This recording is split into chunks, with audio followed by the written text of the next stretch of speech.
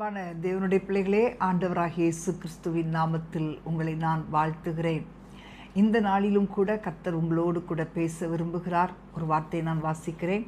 ஏசாயா 58:14. அப்பொழுது கர்த்தரில் மனமகிழ்ச்சியாய் இருப்பாய், பூமியின் உயர்ந்த இடங்களில் உன்னை ஏறியிருக்கும்படி பண்ணி உன் தகப்பனாகிய யாக்கோபுடைய சுதந்திரத்தால் உன்னை போஷிப்பேன். கர்த்தருடைய வாய் இதை சொல்லிற்று. இந்த வசனத்தை கர்த்தருடைய வாய் சொல்லிற்று என்று நம்ம வாசிக்கிறோம். இதில் நடுவில் ஒரு வார்த்தை இருக்கிறது, பூமியின் உயர்ந்த இடங்களில் உன்னை ஏறி இருக்கும்படி பண்ணி. ஆமேன். இப்போ நம்ம நிறைய நேரங்களில் நம்ம உயர்ந்த ஸ்தானத்தில் இருப்பதை நம்ம விரும்புவோம். இப்போ வேலையில் இருக்கிறவங்க என்ன நினைப்பாங்க அப்படின்னா, ஒரு உயர்வு வரணும், ஒரு ப்ரமோஷன் வரணும் அப்படின்னு நம்ம எதிர்பார்ப்போம். அதே போல் தொழில் செய்கிறவங்க என்ன செய்வாங்க அப்படின்னா, இன்னும் என் தொழிலில் ஒரு முன்னேற்றம் உண்டாகணும், இந்த தொழில் வேறு லெவலுக்கு போகணும், அடுத்த நெக்ஸ்ட் லெவலுக்கு போகணும் அப்படின்ற ஒரு விருப்பத்தோடு பல காரியங்களை செய்வாங்க. அதே போல் தான் ஊழியம் செய்கிறவர்களும் என்னுடைய ஊழியம் நெக்ஸ்ட் லெவல் க்ரோத் அடையணும் அப்படின்ற ஒரு எண்ணத்தோடு கூட தான் ஊழியத்திற்காக பல காரியங்களை செய்வாங்க. ஆண்டவர் சொல்லுகிறார், பூமியின் உயர்ந்த இடங்களில் உன்னை ஏறி இருக்க பண்ணுவேன் என்று ஆண்டவர் சொல்லுகிறார்.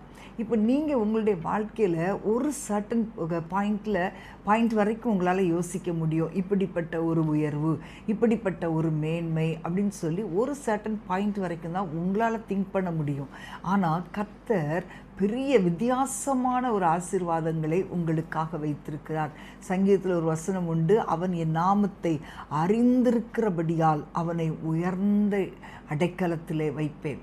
ஆண்டவர் உங்களை உயர்ந்த இடத்துல வைத்து அழகு பார்க்க விரும்புகிற தேவன். இன்னைக்கு பாருங்களேன், பயங்கரமான குழியில் உளையான சேற்றில் தான் நம்ம கிடந்தோம், அருவருக்கப்படத்தக்க இடத்துல கிடந்தோம், இரத்தத்தில் புரண்டு கிடந்தோம். ஆனால் கர்த்தர் நம்மை தூக்கி எடுத்தாரே. இன்னைக்கு இப்போ யோசிச்சு பாருங்கள், எவ்வளோ பெரிய பாவத்தில் புரண்டு கிடந்தீங்க, பாவத்துக்குள்ளே சிக்கி கிடந்தீங்க. ஆனால் இன்றைக்கு உங்களை விடுவித்து அவருடைய நாமத்தை மகிமைப்படுத்துகிற பிள்ளைகளாய் வைத்திருக்கிறாரே.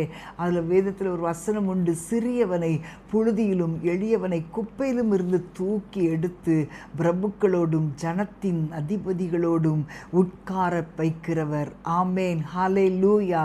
இன்னைக்கு ஒருவேளை உங்களுடைய வாழ்க்கையில் பிரியமானவர்களே, நீங்கள் உயர்வதற்கு அல்லது உங்களுடைய வாழ்க்கையின் மேன்மை அனுபவிப்பதற்கு பல திட்டங்களை நீங்கள் போடலாம். ஆனால் நம்முடைய ஆண்டவர் நமக்காக வைத்திருக்கிற திட்டம் மகா பெரியது. நீங்கள் எத்தனையோ முயற்சி பண்ணீங்க, ஆனாலும் சில நேரங்களில் அந்த உயர்வு கிடைக்க மாட்டேங்குது.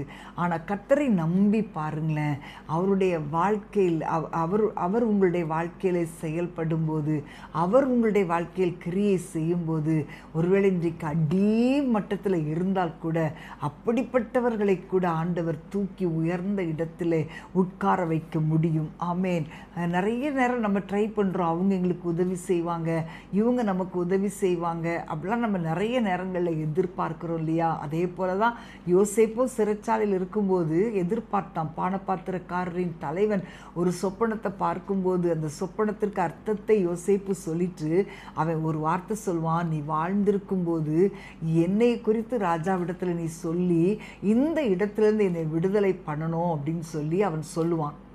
ஆனால் பாருங்களேன், 2 வருஷமாக அந்த பானபாத்திரக்காரன் யோசேப்பை நினையாமல் மறந்து விட்டான் அப்படின்னு நம்ம பார்க்குறோம். இவனுடைய எதிர்பார்ப்பு, அந்த பானபாத்திரக்காரன் எப்படியாவது ராஜாட்ட பேசி நம்மளை விடுதலை பண்ணிடுவான் அப்படின்னு சொல்லி நினச்சான். ஆனால் நடக்கலை. 2 வருஷம். ஆனால் கர்த்தர் அவருடைய திட்டத்தின்படி அவனை உயர்த்தணும்னு இருந்ததுனால 2 வருஷத்துக்கு பிறகு பார்வோனுக்கு ஆண்டவர் ஒரு சொப்பனத்தை கொடுத்து அதன் மூலமாக ஆண்டவர் யோசேப்பை உயர்த்தினார். அதே போல தான் தாவீதுடைய வாழ்க்கையிலும் கரவலாடுகளின் பின்னே நடந்து போன தாவீதை கர்த்தர் தூக்கி எடுத்து பூமியில் இருக்கிற பெரியோர்களின் நாமத்திற்கொத்த நாமத்தை அவனுக்கு கொடுத்தார். ஹல்லேலூயா.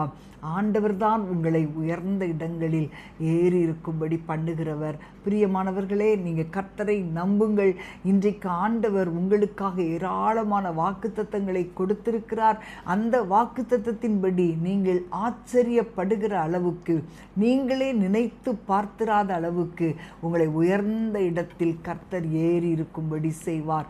கர்த்தருடைய வாய் அதை சொல்லிற்று.